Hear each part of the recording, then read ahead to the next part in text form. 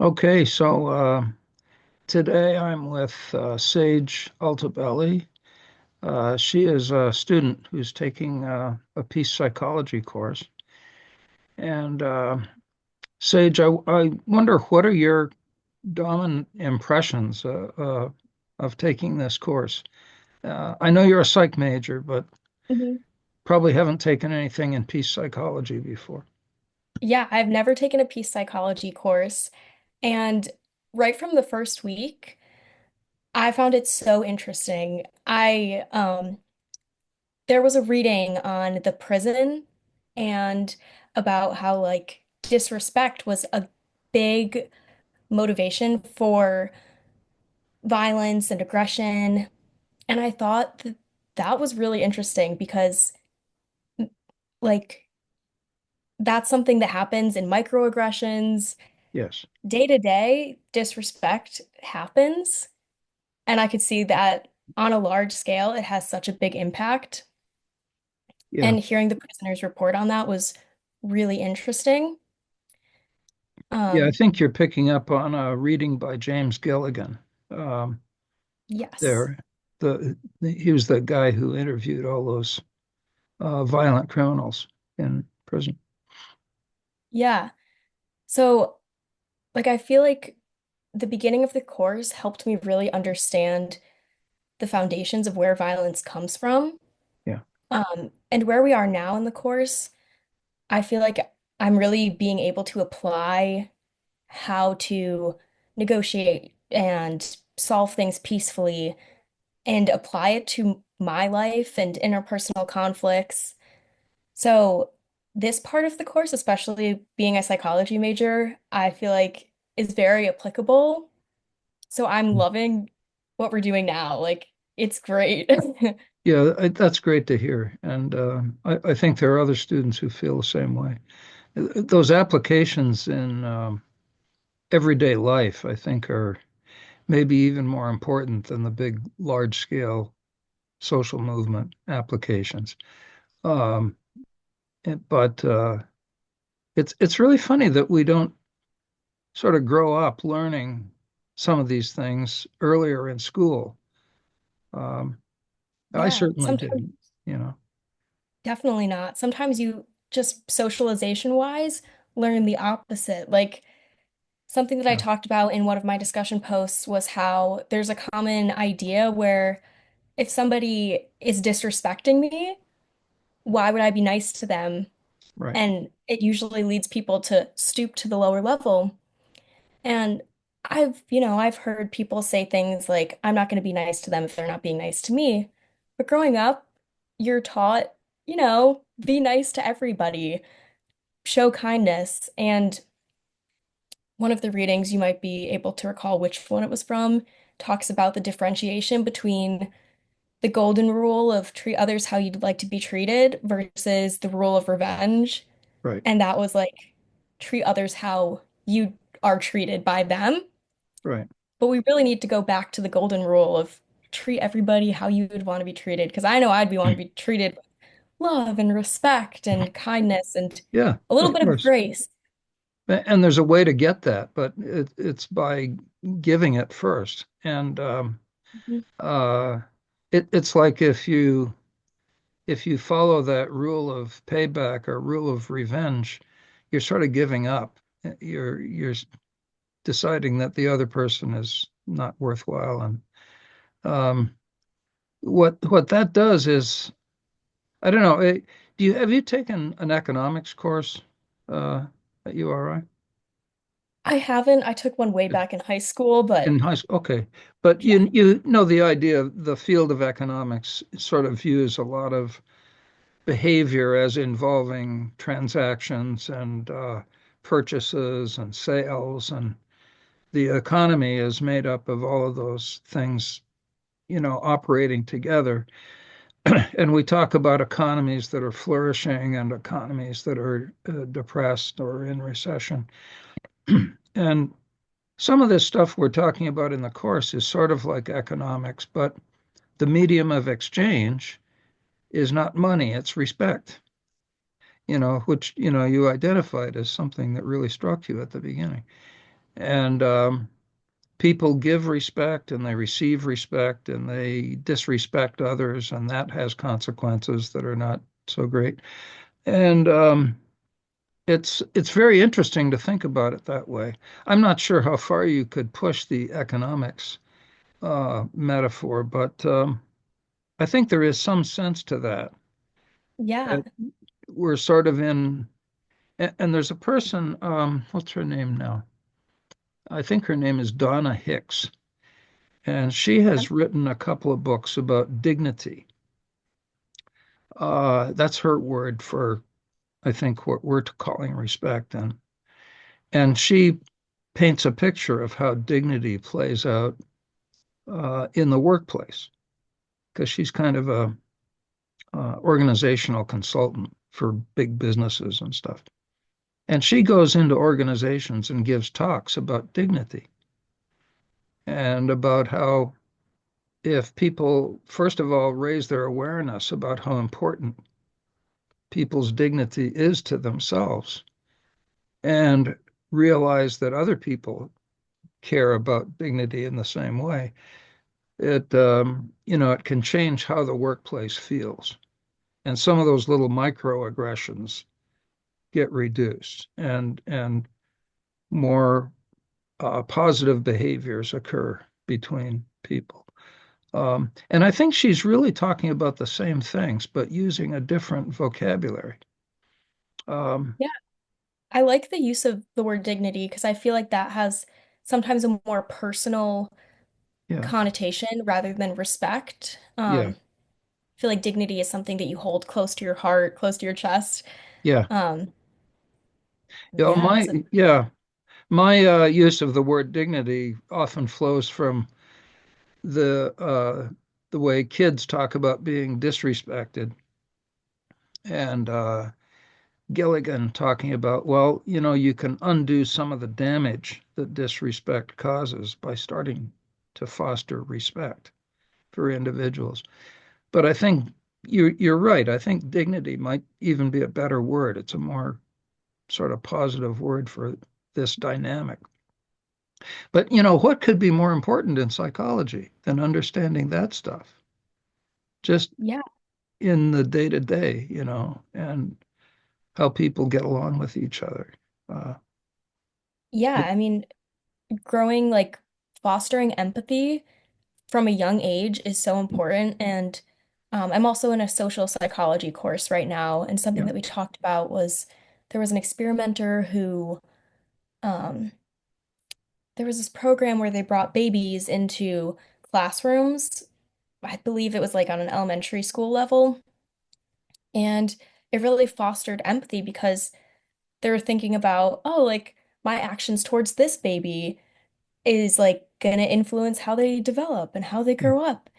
yeah, And they're just an innocent little baby. So I think that was, it reminded me of this course when I was learning about it in my social psych class yeah, because it's teaching empathy and these positive, peaceful skills that you can carry out throughout life. yeah. But having that foundation at a young level is so important.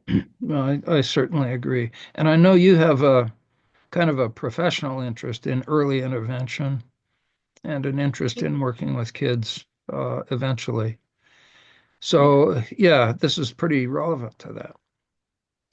definitely. I see like I love the in early intervention, you call it like a strengths-based approach, but I can see concepts similar through peace psychology where Yep. there's kind of this optimistic view of everybody has this ability to be good and to do good. And I think that's something that Gandhi really believed in, especially like when he went on his hunger strikes. He went on the hunger strike Yeah. and Wow.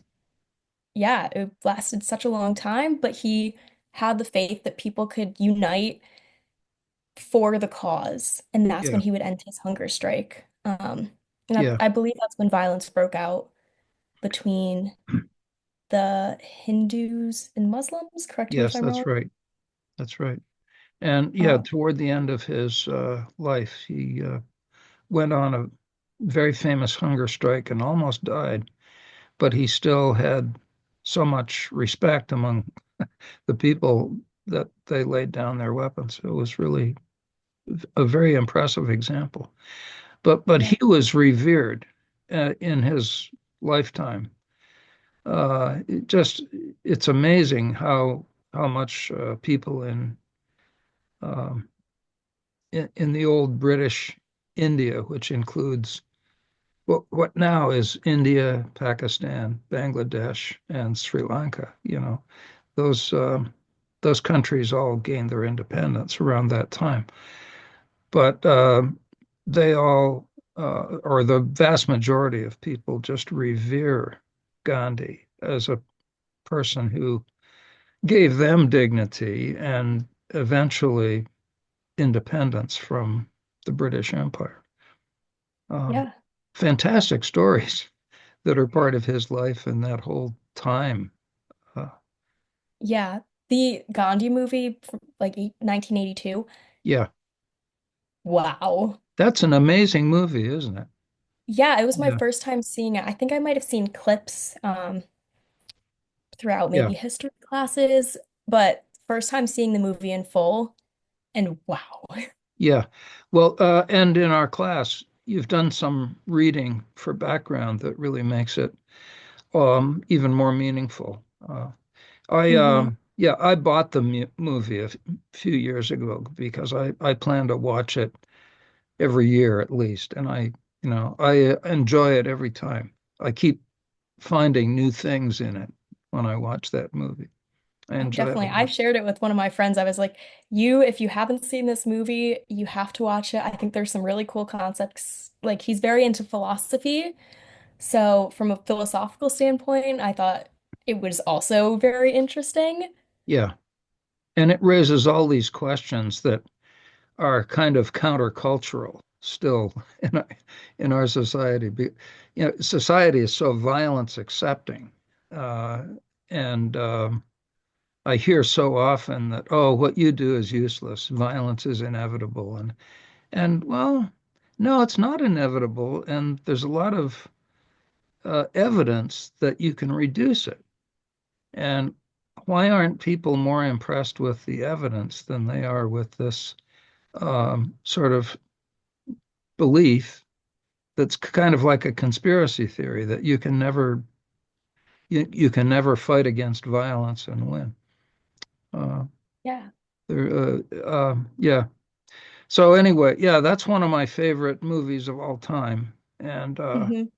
and there are others hidden away there in the archives of Amazon Prime and other places that are just they're not usually thought of as nonviolent movies, but they illustrate really important bits of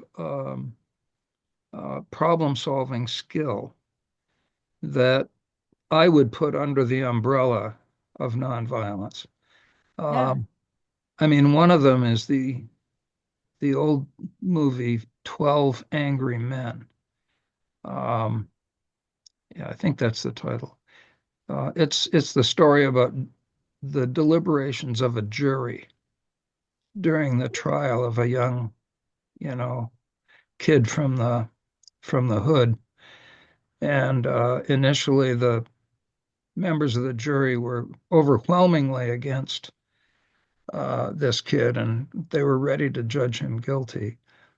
And that there's one guy who had doubts on the jury, and through the course of the movie, he gradually persuades them that under the law, they really don't have a basis for convicting him, and that there are other explanations for the things that have been presented to the jury. And it's an exercise in understanding persuasion and the use of evidence and the use of basically goodness, if you will, uh, good-heartedness toward other people. Um, Yeah. and so that's, I mean, it was a critically acclaimed movie. Everybody agrees that it's a great movie. But for me, it sort of illustrates some of these cognitive and psychological aspects of nonviolence in action. And um,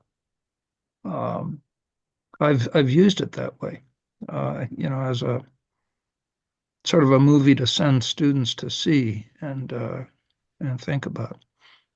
Yeah, I don't know if I have seen that one, but that's definitely on my list to watch now. I think there are two or three versions, but the one I like is Okay.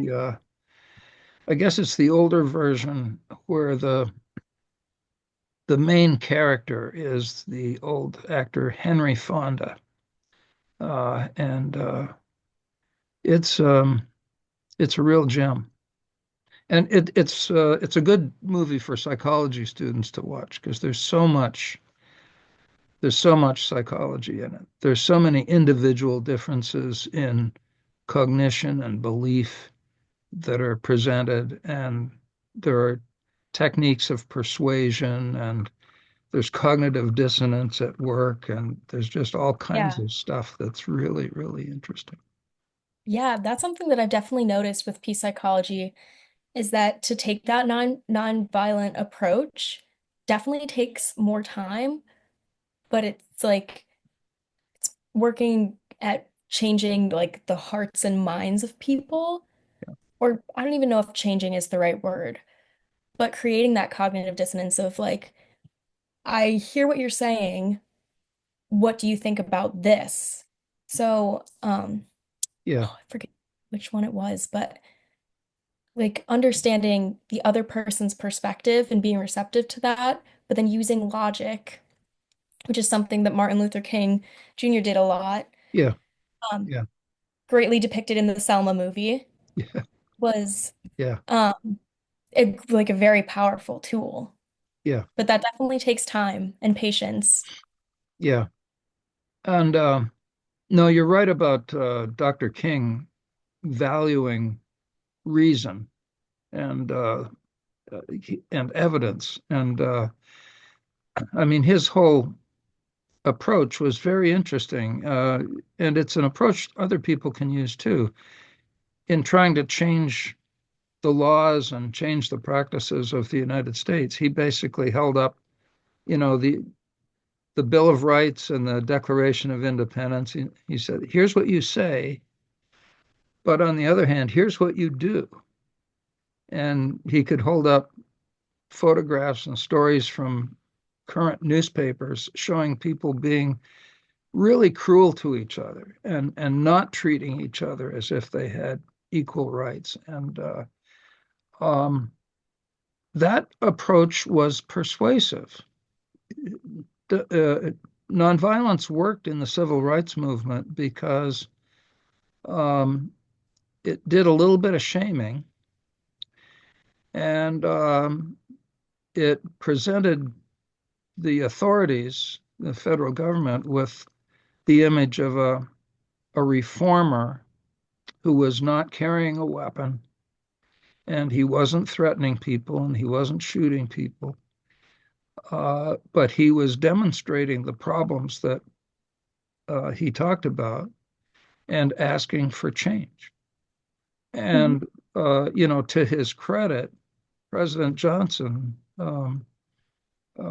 got behind the Civil Rights Act and got it passed. That's probably the most important law that has ever been passed in the United States. Um, Yeah.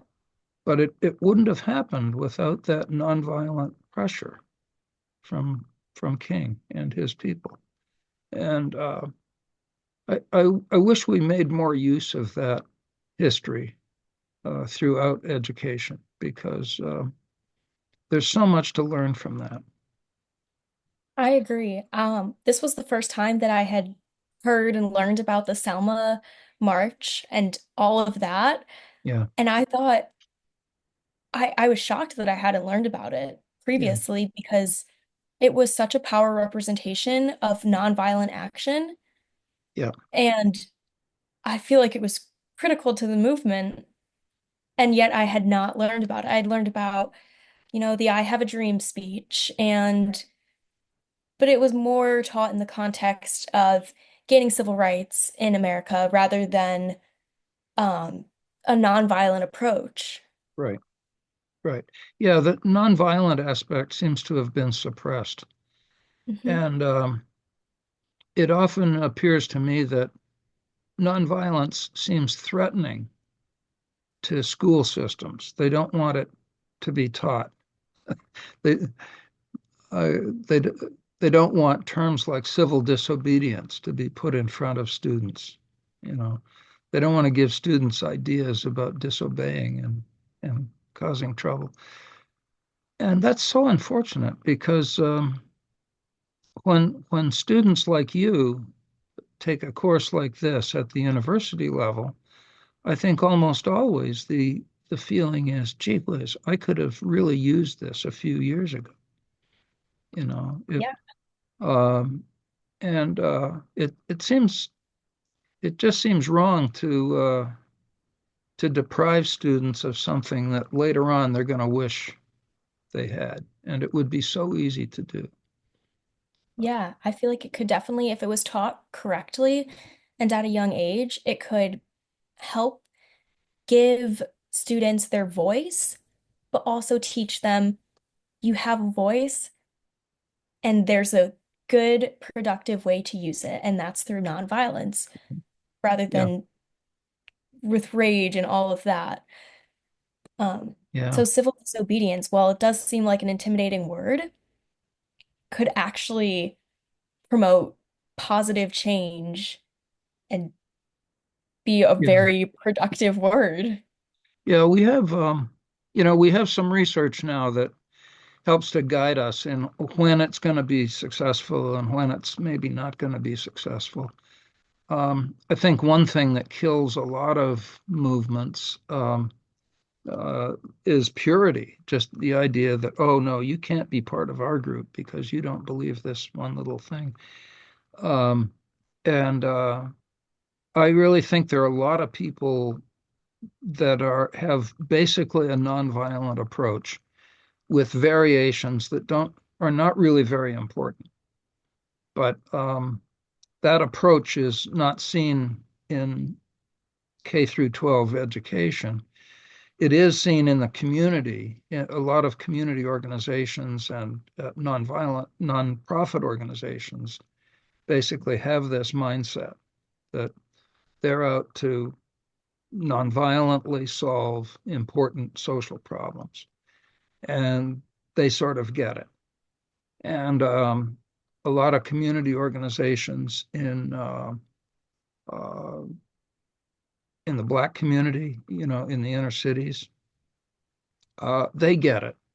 If I go and talk to groups like that, they understand very quickly what I'm talking about when I make references to Dr. King and his approach to solving problems, and they sort of get that. But it's really in groups that are more powerful and comfortable and sort of have their lives the way they want it, that they don't want to hear about nonviolent ways of solving difficult problems. Um, if a lot of people in leadership positions who have authority just start using authority and power to solve problems instead of consulting with people and producing longer lasting solutions to problems. And Yeah. I see that as even as ombud at the university, that there's a temptation among people who have authority, like department chairs and deans and people higher up in the administration, to just make decisions and then impose them on people instead of having a more consultative and respectful process before making a decision. And it's broadly known in the ombud community, you know, nationally, that the majority of problems that we hear about are someone lower down complaining about the way somebody higher up has treated them. You know, it's it Yeah. and